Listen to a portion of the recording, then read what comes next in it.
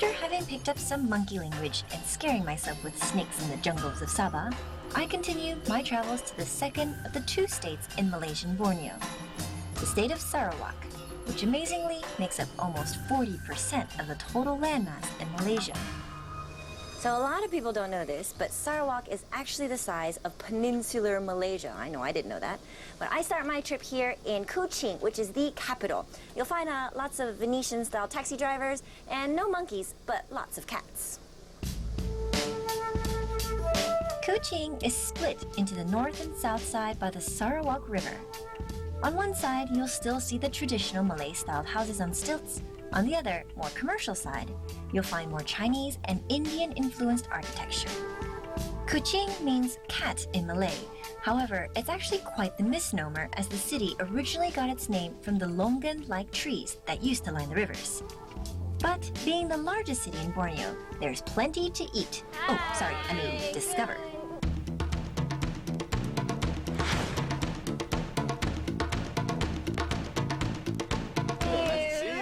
This is Edric. Hi. Oh, Excuse hi. me. You put eyes slowly. Nice. Edric, how are you?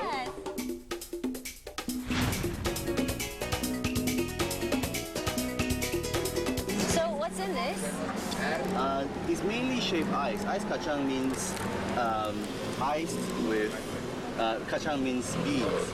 So it's ice with red beans. Yeah. And what we call chinchao, chendol, and a variety of black sugar and the rest. Yeah. So it's mixed into it. It's very uniquely Malaysian and Singaporean as well.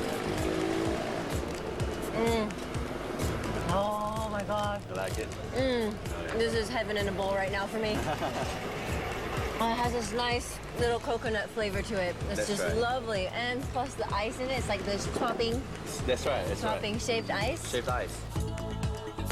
Food is a great way to get to know a place. If you have to start somewhere, you might as well start with the basic ball necessities. And nowhere is that more relevant than in Malaysia, where there's such a mix of different foods that your taste buds are given the ride of their lives. Layer cake is an invention of the Malays in Sarawak. It gained popularity because of the uniqueness of it. It's very pretty. If you see a layer cake, it's got all the colors in there, all the different layers, and it's a bit like a mosaic pattern. And the colors and patterns aren't just limited to the desserts. It's so colorful here. Yes, it is. This is Carpenter Street, Chinatown.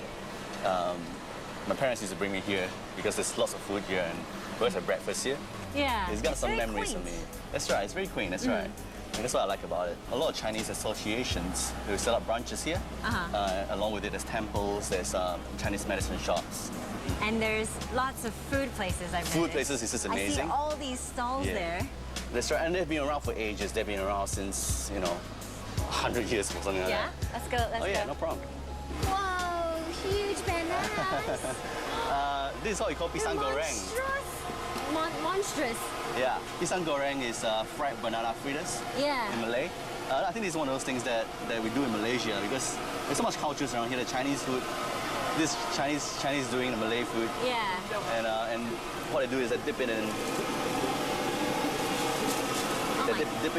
batter and just fry it that way. It's very crispy.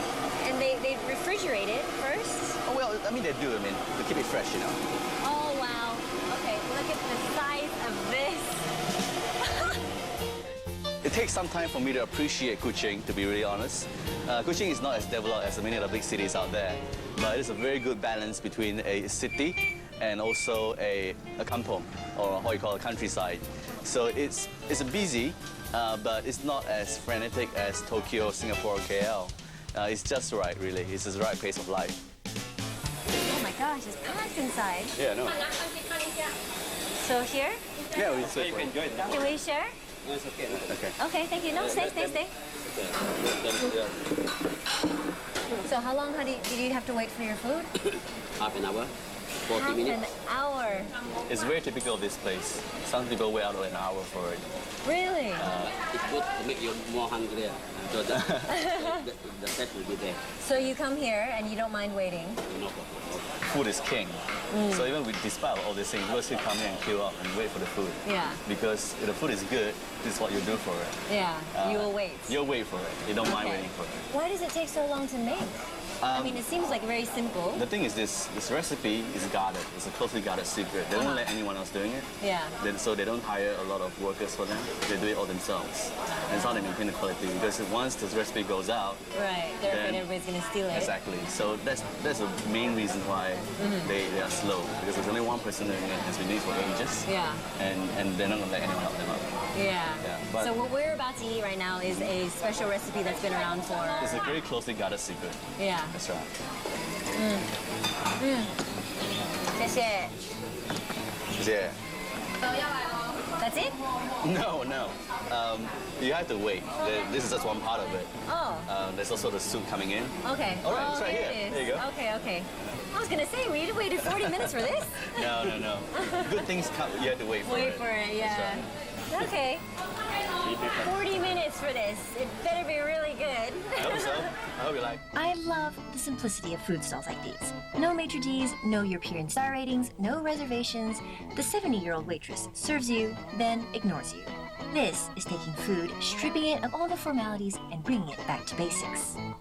But it's true what Kenny said, like food really is king here. We just sat down and just talking to some random new strangers, new friends that we've met, and we can talk for a long time. Like everybody has their own favorite stall, so getting lots of good tips here. I really like the idea that you have an eclectic mix of cultures in one small area. It's like going to Disneyland, where you just have to go around the corner for another different theme ride. But Kenny quickly dashes my hopes of seeing a rendition of It's a Small World After All. This is kind of like Little India in Singapore. Oh, not really. First thing you see is there's not a lot of Indians around here. The Indians came a long time ago together with the British. They were laborers on that stuff, and when the British left, they left along with it as well. So the Chinese came over and pretty much set up all their shops here. So this is a Indian-less little street. Yes, Chinese. Indian-less Indian street. That's pretty much, yeah, that's pretty much. Although many of the Indians have left this region, their influence can still be seen and felt here in this little borough, in the colonial architecture, with the unique archways and mosque buildings, and in food, with the colorful chilies, vegetables, and spices. I guess that should be seen and smelt then. Oh, laksa paste. You're gonna go and make some laksa yourself, this way you do. Yeah. And chilies and some sort of green thing. All the overseas Sarawak asked me to bring this back for them. Yeah. Yeah. Oh, look at that. Oh, that alone is just like a photograph. So much colors, eh? Yeah. It's a very colorful place. There's also this distinctive smell. Like as soon as you smell this, regardless of where you are in Yeah, I the know. world, That's you're where the spices immediately are. transported to India. Absolutely right.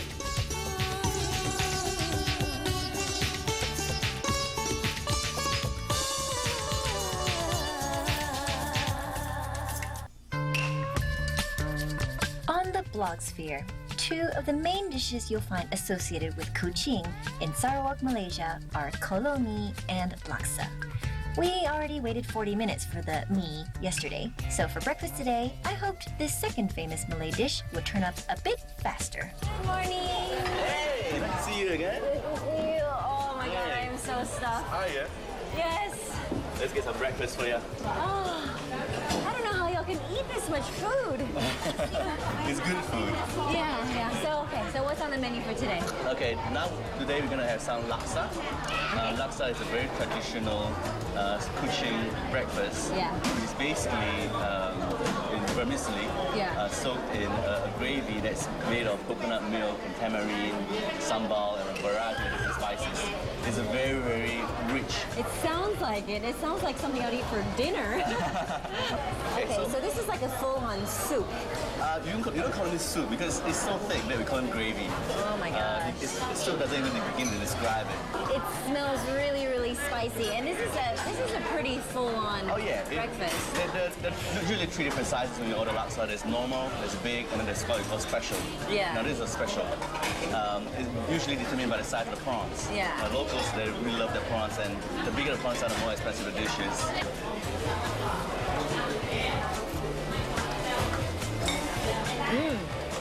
Oh, that's good. Seriously, one of the best laksas I've ever had.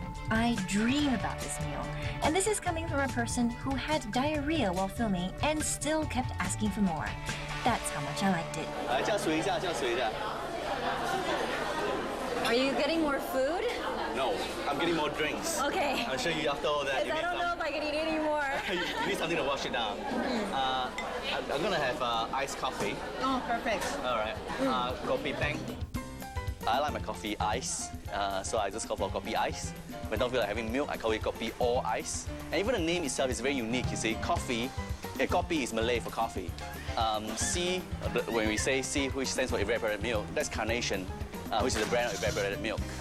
Kosong is again a Malay word, but you order it in a Chinese coffee shop. And peng, if you want iced coffee, peng is a Hokkien word. Again, it's all mixed out, it's all jumbled out. It's a melting pot culture just within the coffee shop itself.